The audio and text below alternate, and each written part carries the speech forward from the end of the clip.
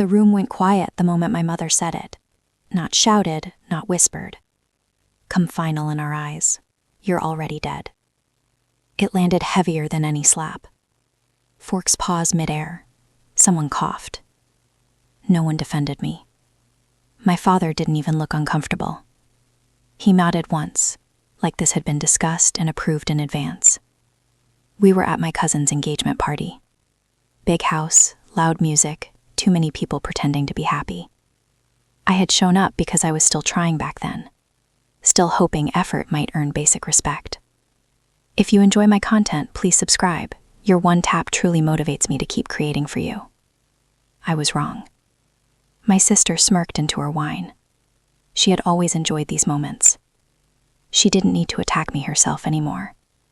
She trained them well. My mother kept talking, explaining it like a reasonable decision. I didn't contribute. I didn't help. I embarrassed them by being independent but unsuccessful. I didn't follow instructions. I didn't stay quiet. Worst of all, I didn't need them. So they had decided to stop acknowledging me. No inheritance, no support, no family role. Just a ghost who still happened to be standing in the room. People stared at their plates.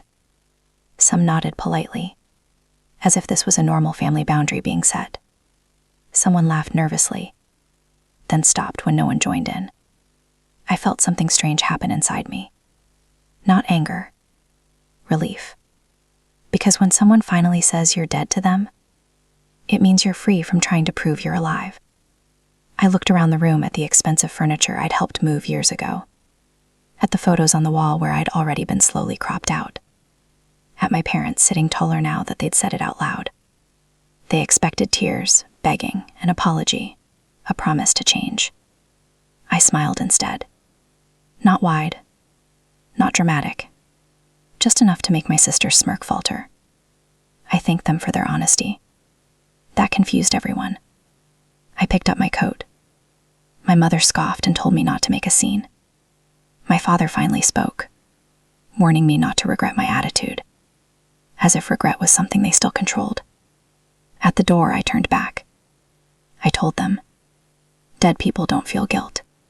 Dead people don't owe explanations. Dead people don't come back to be useful.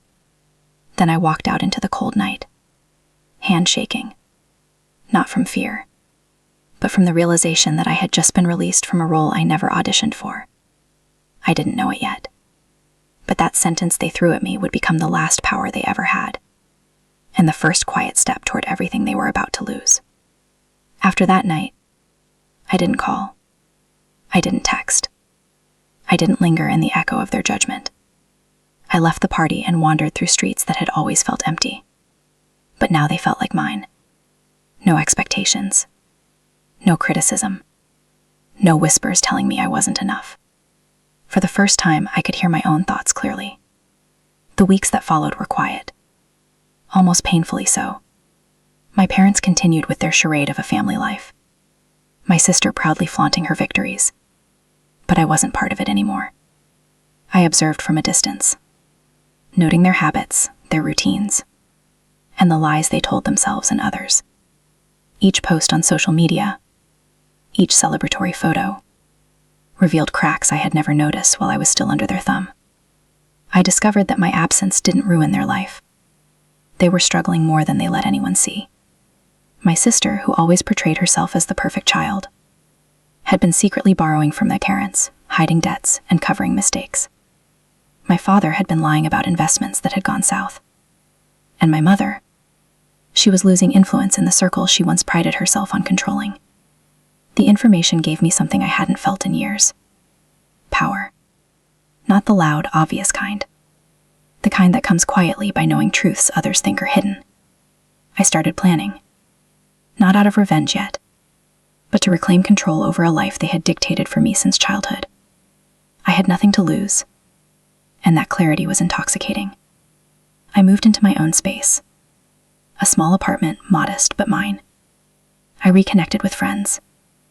I distanced myself from people who saw me, not my family's version of me.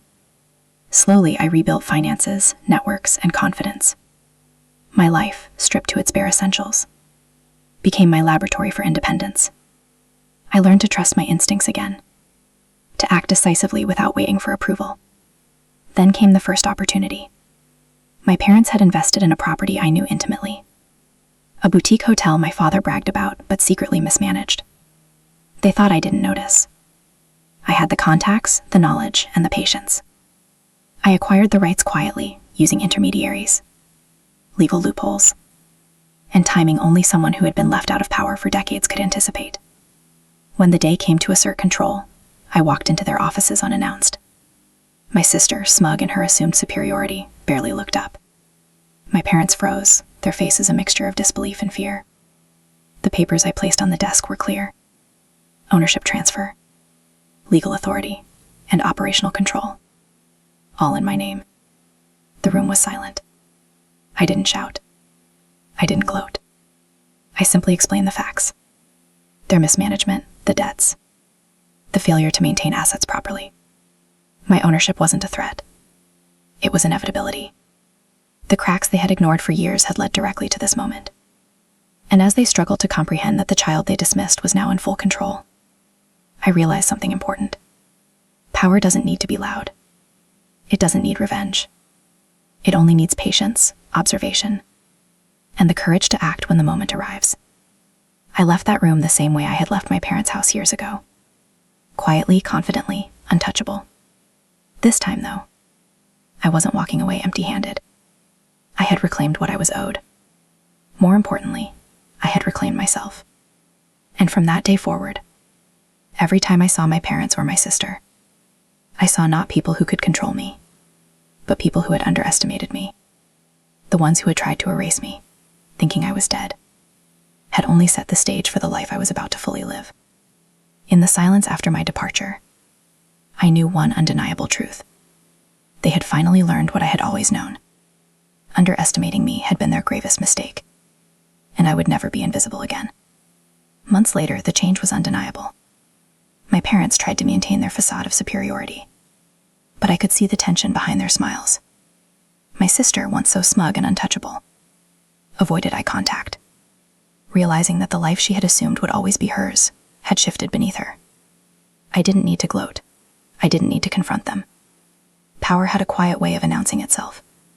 And every decision I made, every business I reclaimed, spoke louder than any argument ever could. They had thrown words at me like daggers, believing they could wound me with declarations of death and worthlessness. Yet here I was, fully alive, thriving, and unshakable. I had rebuilt everything from the ground up. My finances, my independence, my confidence. I could provide for myself, for my children, and even for those I chose to include in my life. The fear I had carried for so long, the shame they tried to impose, had been replaced with clarity. They had no more power over me. The final moment came quietly. During a family gathering, my mother attempted a subtle remark about my life, trying to sting. I simply smiled, calm and unwavering, and excused myself. My absence said more than any words could. In that silence, they finally understood. Underestimating me, declaring me dead in their eyes. It had been their ultimate mistake. I was alive, unstoppable, and free.